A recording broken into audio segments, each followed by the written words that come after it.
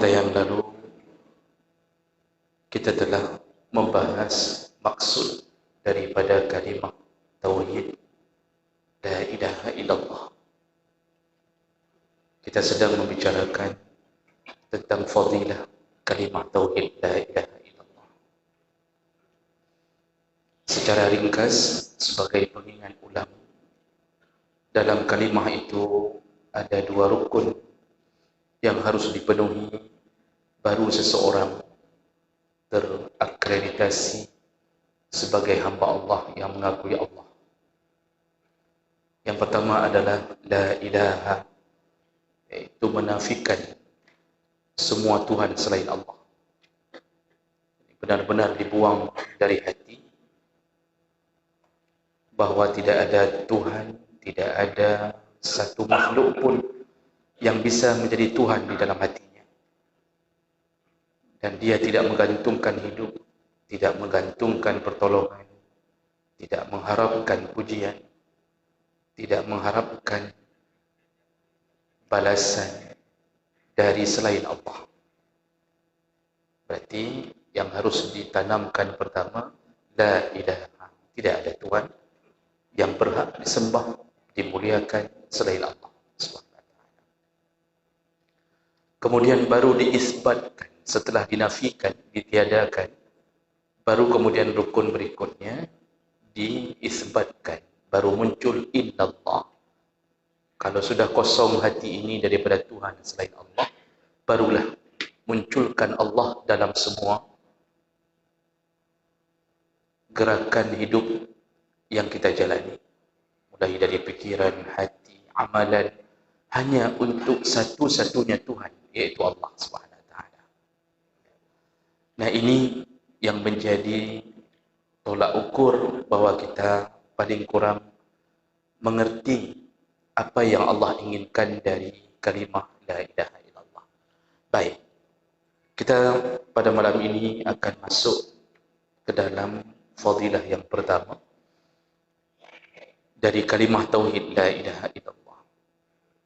Dan Bapak Ibu, ini walaupun saya pegang kertas, tapi ini hasil pencarian dari kitab ke kitab. Namun karena saya tidak menemukan kitab fadilah yang terkumpul dengan sempurna, maka kita satukan sedikit demi sedikit. Fadilah yang pertama, kalimah tauhid la ilaha illallah adalah perkara pertama yang wajib diketahui dalam Islam. Jadi maksudnya, begitu mengakui diri sebagai Muslim, maka kalimah pertama adalah kalimah tauhid yang harus dia fahami, kemudian dia amalkan. Allah Subhanahu wa taala menyebutkan dalam surat Muhammad ayat 19, fa'lam annahu la ilaha illallah wastaghfir li dzambik walil mu'minin wal mu'minat. Kata Allah, ketahuilah. Jadi fa'lam, ketahuilah bahwa tiada Tuhan yang berhak disembah selain daripada Allah. Kalimat ketahuilah itu bukan hanya sekedar informasi.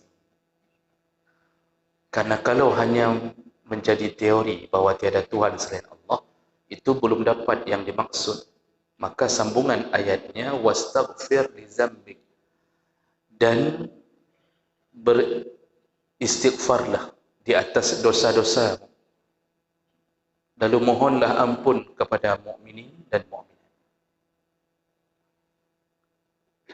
Kalau kalimah fa'lam dalam bahasa Arab yang menjadi ataf berikutnya, kalimat sambungan berikutnya yang diatafkan dalam grammar bahasa Arab itu wastaghfir, setelah ketahuilah lalu mohonlah ampun.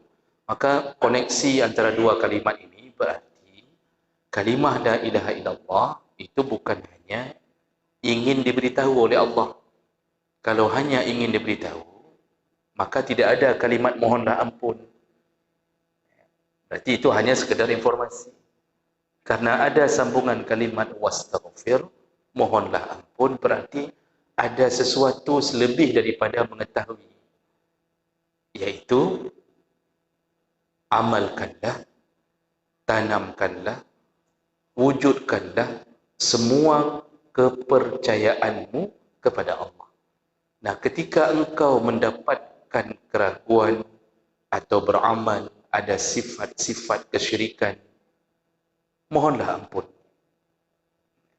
Disuruh mohon ampun ketika belum sempurna kita mengamalkan la ilaha illallah. Jadi bukan hanya mengajarkan ini kalimah la ilaha illallah, ya, tiada Tuhan selain Allah, tidak begitu.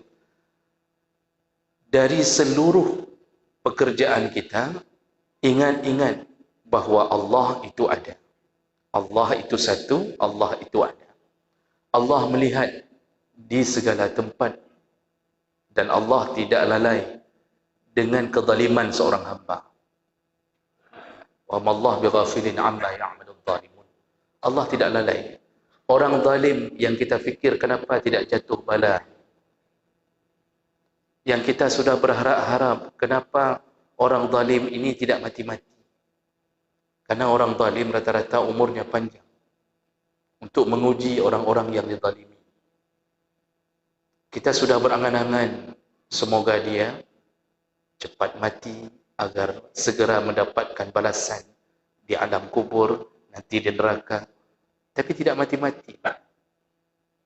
Jangan fikir Allah lalai. Allah tidak lalai. Allah ada. Namun Allah punya cara untuk mengurusi hamba dengan seadil-adilnya.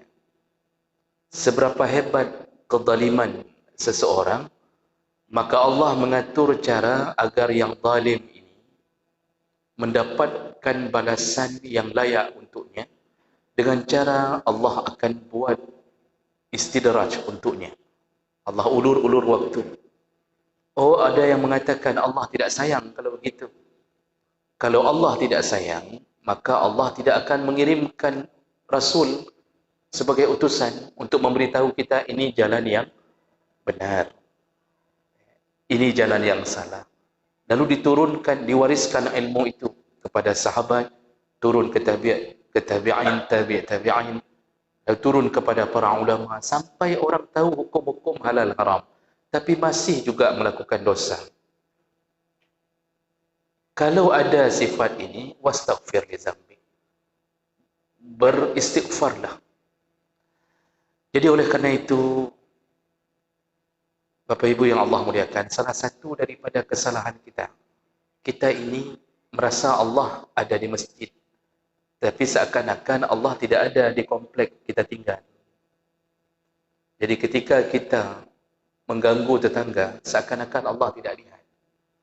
Ketika kita membuat polisi tertidur di depan rumah kita tanpa ada musyawarah, sehingga mengganggu perjalanan orang dalam komplek, kita mengira Allah tidak melihat.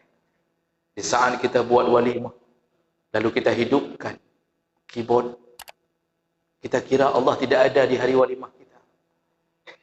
Di saat kita buat tenda untuk walimah yang menghalang orang jalan dan tidak ada alternatif lain. Berbeda kalau ada alternatif lain, ya, ada jalan lain. Ini tidak ada jalan, kita tutup jalan, macet di jalan raya hanya dengan tenda kita. Kita kira Allah tidak melihat. Dan yang lebih parah lagi, kita ini tidak bermaksiat hanya dalam masjid dan pulang dari masjid. Begitu sampai di rumah, kita mulai bermaksiat. Ini menunjukkan ternyata kita belum bertauhid dengan benar. Rasulullah mengatakan, aqwamun min ummati ya'tuna yawmal qiyamah bihasanatin amsal jibal tihamati bayadha. Nanti ada segolongan umatku yang datang menemui Allah, lalu kemudian dia membawa berbagai amalan saleh setinggi gunung Tihamah. Banyak sekali amalnya, salat jamaahnya, sedekahnya, wakafnya, puasa Senin Kamis, puasa Ramadan. Lalu kemudian faja'alaha Allah haba'an mansura. Tiba-tiba di hadapan Allah, Allah hapus semua amalnya. dijadikan debu berterbangan. Dihapus semua amal salehnya dihapus. Sahabat yang terkejut mendengarkan keterangan ini, rasa takut mereka menjadi golongan itu menyebabkan mereka bertanya, "Ya Rasulullah, sifhum lana." Siapa mereka ya Rasulullah? Jangan sampai kami termasuk golongan yang dihapus amal di hari kiamat. Apa kata Rasulullah? Jildatuhum misla jildatikum. Kulitnya sama dengan kulitmu. Innahum mislukum. Sama modelnya seperti kalian. Sama-sama manusia. Yaqumuna al-lail kama taqumun. Mereka bangun di tengah malam solat tahajud sama seperti kalian solat tahajud. Jadi bentuknya sama. Manusia punya amal yang sama dengan sahabat saleh. Nampaknya saleh. Tetapi apa yang terjadi sehingga mereka dihapus amalnya? Wa iza khallu, nah kata kuncinya Rasulullah mengatakan yang membuat mereka dihapus amal salehnya, wa iza khallu, ketika mereka sudah mulai berada di tempat sepi, bimaharimillah intahakuha, mulai mereka melakukan maksiat. Berarti orang yang paling rugi di hari kiamat yang hanya merasa bahwa Allah itu ada di tempat yang dia sedang ibadah. Bersepi-sepi di dalam kamar, mengunci pintu kamar, lalu kemudian mulai membuka website porno. Istri mungkin sedang belanja, anak sedang sekolah. Kita lakukan maksiat, tidak ada orang di rumah. Disitulah terhapus semua amal baik kita. Kenapa Allah, kalau kita mungkin bertanya, kok tega Allah hapuskan semuanya?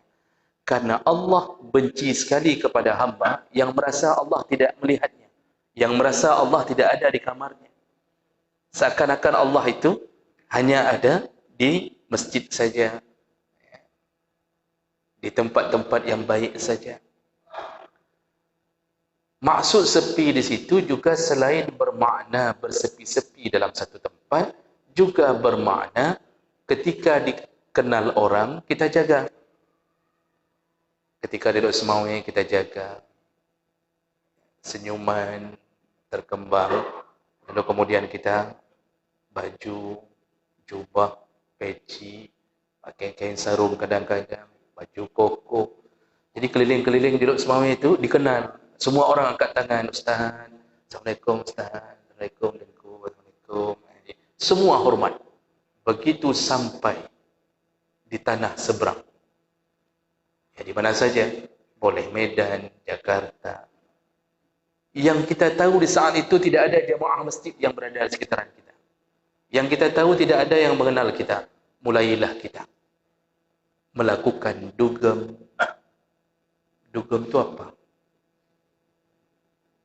Minum-minum. Kemudian kita diskotik, masuk ke diskotik. Peci terlepas, kain sarung jatuh sendiri. Masya Allah, terhapus semua amal. Berarti belum melekat la ilaha illallah. Ini yang paling bahaya. Jadi oleh kerana itu, hati-hati jemaah belaka Allah. Hati-hati dengan amal saleh yang kita bangga-banggakan ternyata hilang di tengah ketidakikhlasan kita menuhankan Allah Subhanahu wa taala. Dari sini kita faham amal yang paling pertama yang harus kita ajarkan kepada anak kita, keluarga kita dan kepada kita sendiri adalah jauhkan diri daripada mensyirikkan Allah. Makanya ketika diceritakan tentang nasihat Luqman Al-Hakim, makanya Luqman itu pertama sekali apa diajarkan ke anaknya, wa iz qala Luqman li ibnihi ya bunayya la tusyrik billah, janganlah engkau syirikkan Allah. Syirikkan ini, syirik itu kata Nabi dibagi dua, ada syirkul akbar dan syirkul asghar. Syirik akbar langsung menduakan Allah, dan ini termasuk golongan kafir. Jadi mereka tidak percaya bahwa Allah hanya Muhammad bukan Allah mereka, bukan Allahnya mereka. Maka bodoh sekali orang yang hari ini punya paham pluralisme yang menyatakan semua agama sama. Padahal mereka tidak mengakui Tuhan kita, Allah, sebagai Tuhan mereka. Munafik-munafik dalam Islam mencoba mengakui Tuhan mereka seakan-akan kebenaran ada pada Tuhan mereka. Padahal mereka sendiri tidak pernah membenarkan Tuhan kita. Nah, ini kemunafikan ini muncul Pak hari ini. Ini kadang-kadang kita ingin melawan kemunafikan, tapi kita tidak bisa melawannya. Terbayangkan bagaimana Nabi hidup di tengah kemunafikan. Orang-orang yang munafik di sekelilingnya mencoba menghancurkan Nabi, menghancurkan agama. Bukan kafir yang reman, munafik yang reman. Ada saja cara. Kadang-kadang untuk menghancurkan masjid, mematikan masjid, teruk bak celengan hanjir dan putar alik. Padahal itu tidak melawan syariat. Cuma celengan masjid itu yang harus kita jaga. Jangan edarkan ketika khatib sedang bicara. Itu saja yang perlu kita jaga. Karena kalau diedarkan celengan ketika khatib bicara, itu otomatis melawan tuntunan.